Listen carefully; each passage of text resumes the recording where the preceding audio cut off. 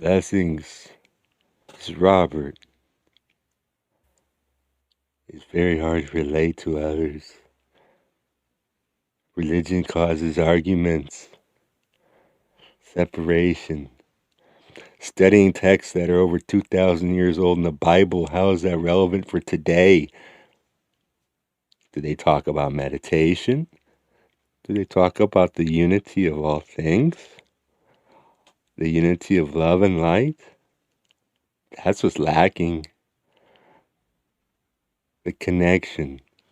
So many are separated. They believe in separation. And I believe this is a good setup for our discussion today. Conscious Channeling LL Research occurred November 16th, 2019.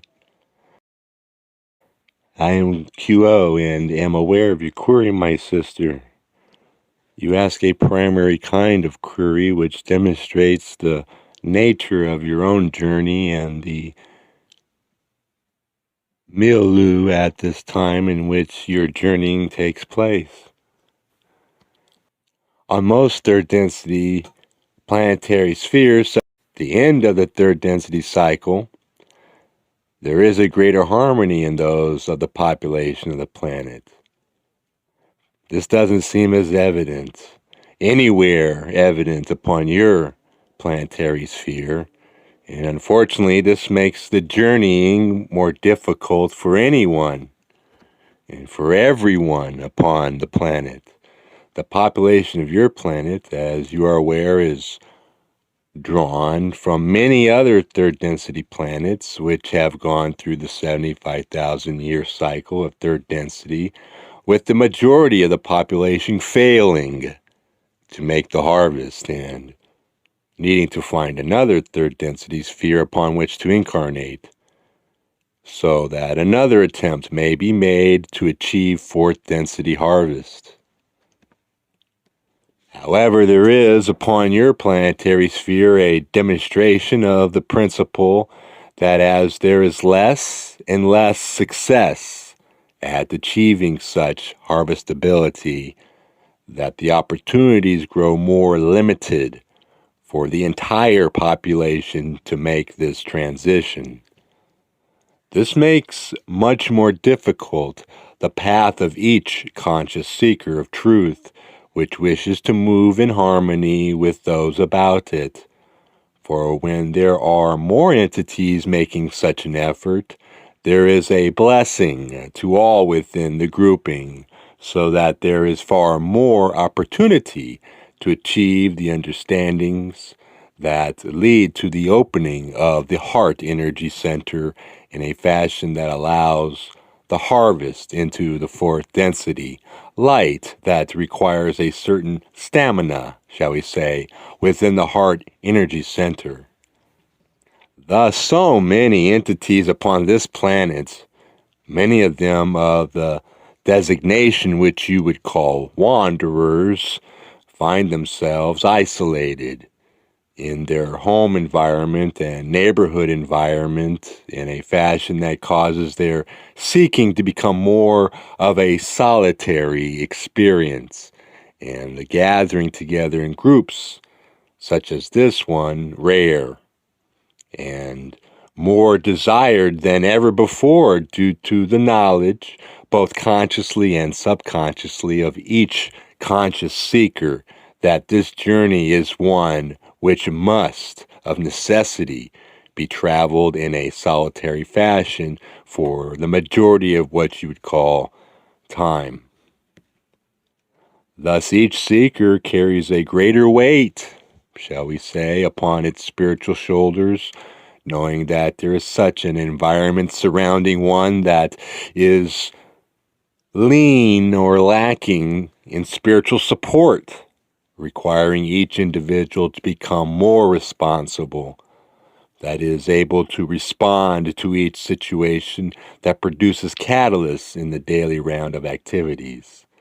This, in effect, in the practical sense, means that each conscious seeker then must prepare the self to engage in a loving fashion as much as is possible with the entities that populate its daily round of experience, who of themselves are often without any conscious knowledge of the spiritual journey, the opening of the heart, the ability to share love, and the strengthening and supporting each other of the other upon their path.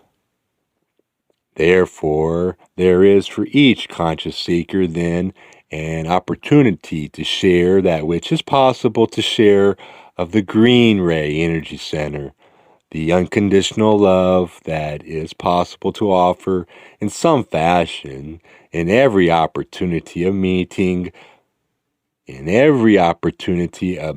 those in the daily round of activities. If one can imbue one's consciousness to begin the day in meditation with this desire to open the heart in whatever manner is possible without the total depletion of the green ray energies, then the most that one can do is done. And the intention to be of this type of service is that quality which colors or designates the life experiences as that which is committed to service to others.